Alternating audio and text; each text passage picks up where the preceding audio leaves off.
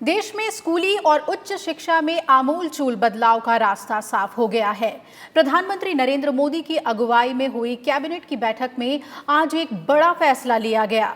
सरकार ने नई शिक्षा नीति के मसौदे से जुड़े प्रस्ताव को मंजूरी दे दी है। साथ ही मानव संसाधन विकास मंत्रालय का नाम भी बदलने का फैसला लिया गया है। मानव संसाधन विकास मंत्रालय का नाम बदलकर शिक्षा मंत्रालय कर दिया गया है। केंद्रीय कैबिनेट ने बुधवार को इस प्रस्ताव को मंजूरी दे दी। साथ ही शिक्षा क्षेत्र में बड़े सुधार के लिए नई शिक्षा नीति को हरी झंडी मिल गई है। कैबिनेट ने नई शिक्षा नीति से जुड़े प्रस्ताव को भी मंजूरी दे दी।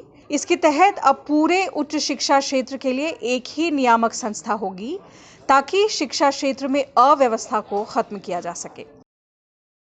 नई शिक्षा नीति 2020 मील का पत्थर साबित होगी। इस देश की ऐसी शिक्षा नीति जो 1986 के बाद जो स्कूली शिक्षा और उच्च शिक्षा में उसकी परिवर्तनकारी सुधारों के लिए एक महत्वपूर्ण रास्ता प्रशस्त करेगा।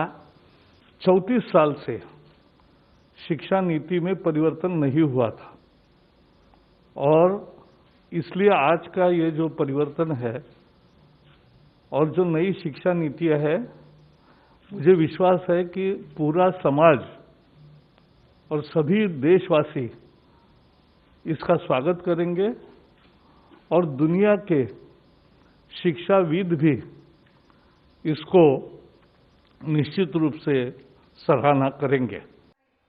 देश की शिक्षा नीति में 34 साल बाद बदलाव होने जा रहा है और नई शिक्षा नीति को लागू करने के लिए मंत्रालय ने व्यापक स्तर पर विचार विमर्श किया। मसौदे पर देश भर में करीब 2.5 लाख ग्राम पंचायतों से सुझाव एकत्रित किए गए। पिछले साल नवंबर में संसदीय स्थायी समिति ने भी इस विषय पर गहन पड़ताल की थी। देश की जो प्रमुख 8 भाषाएं हैं, तमिल, तेलुगु, कन्नड़, मलयालम, इधर गुजराती, मराठी और ओडिया, बंगाली, तो इनमें हम ई कोर्सेज डेवलप करेंगे। केवल इंग्लिश हिंदी में नहीं बल्कि रीजनल लैंग्वेजेस में भी ई कोर्स रहेंगे। वर्चुअल लैब्स पर कार्य आईआईटी मद्रास ने शुरू कर दिया है।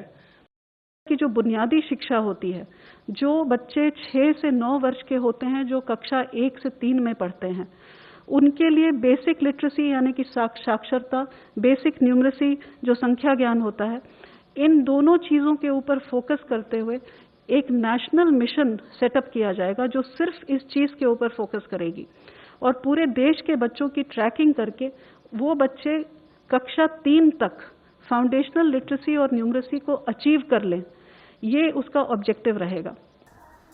सरकार का मकसद सभी को गुणवत्तापूर्ण शिक्षा और प्रारंभिक शिक्षा में सुधार लाना है।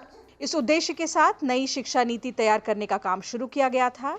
इसरो के पूर्व चीफ के कस्तूरीरंगन की अध्यक्षता में विशेषज्ञों की एक समिति ने नई शिक्षा नीति का मसौदा तैयार किया है।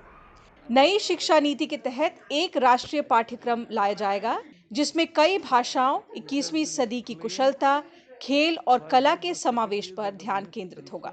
Bureau report, Rajya Sabha TV.